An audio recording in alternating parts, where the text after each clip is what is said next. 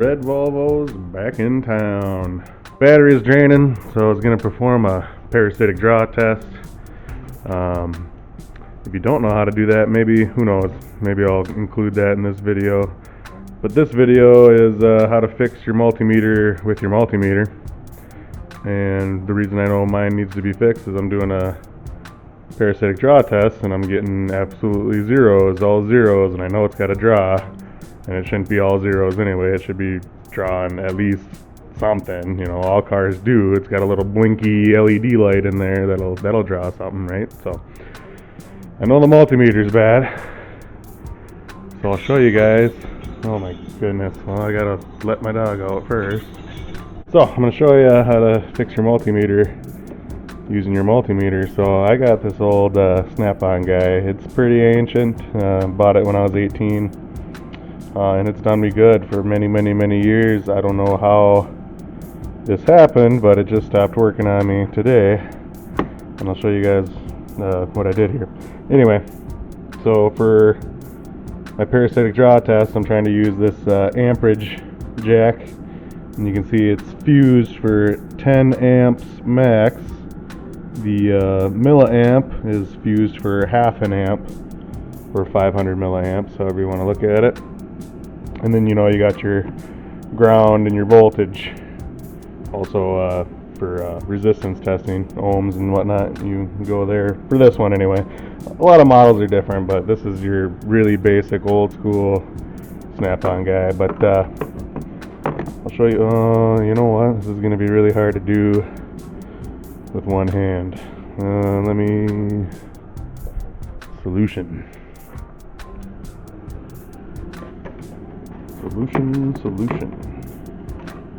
Oh, there it goes. Okay. Alright, let's calm down here. We're going to put that in there. Clip it onto the end of that fuse. Okay. Now we're back in it. So this is on the back side here. That's where your fuses go. I already took the panel off and shit, but you got your 10 amp fuse up here and your half amp fuse down here, and I took them both out. So we're going to crank this guy over to ohms, if I can do it with one hand. Here we go. So we're reading open loop there. We'll just bypass the fuse quick and touch these together. That should read zeros. Yep, so we know that's working. So now what we'll do is we'll take this probe, we'll put it on the other end of our fuse here. Oh, I dropped it. Son of a bitch. But as you can see, oh, hold on. There we go. She's reading open loop. So that means that fuse is blown. Just to confirm that with you folks, if you don't believe me, I have a regular blade style fuse here that we'll go ahead and test in the same fashion. If I can. There we go. Oh, hold on, hang on, hold the phone. Oh my god, this is a bad fuse? Oh, look at that. Nope, where's the camera? That's a blown fuse. I grabbed you guys a fucking blown fuse. Okay. I was gonna make it a 10 amp, you know, to match what I had going on. But fuck it. I'll just use a 20 amp. That's funny that fucking 10's blown. That's hilarious. Anyway, we'll put... oh, I'm not even filming for you guys, sorry. Not looking at it. Oh, this video is supposed to be so cool and ended up being so fucking stupid. Anyway, yeah, there you go. Zero, right? So that's a good fuse. Oh, look at that. We even got a little bit of... You know, there you go. There's your resistance from the fuse there. So that cartridge fuse, you know, I used to call these just glass fuses, but I guess they're called cartridge fuses. So that cartridge fuse is bad. That's the 10 amp one. The half amp one was also bad. So we're gonna get those replaced, and then we'll have a working multimeter again. But yeah, there you go. That's how you use your multimeter to fix your multimeter.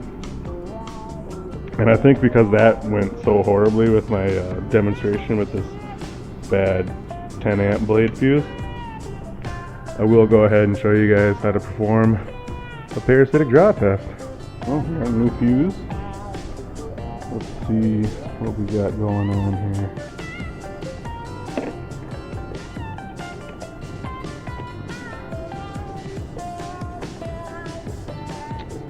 Suppose I should explain to you guys how to do it, huh? Disconnect your negative cable. Put your amperage hookup on there. Red wire to amps. Put your black cable on the old negative and run that up to your common ground. And then what you want to do is, I'll unplug this because I can't switch it fast enough with one hand. Switch her over to amps. Plug that guy in.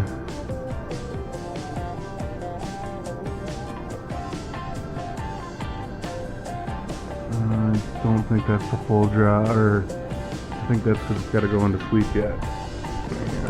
Yep, hold on, I gotta wait for that security light to go out. And that's all. What do we got? Looks like a max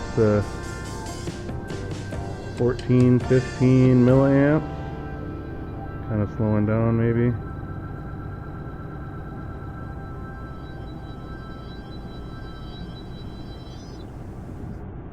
Okay, well, that's really not bad. Anything under 25 milliamps isn't really much of a draw.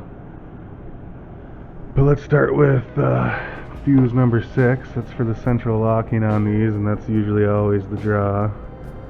So let me grab onto 6, and then we'll watch the meter. Oh yeah, see? Now we're down to 5 to 7 milliamps.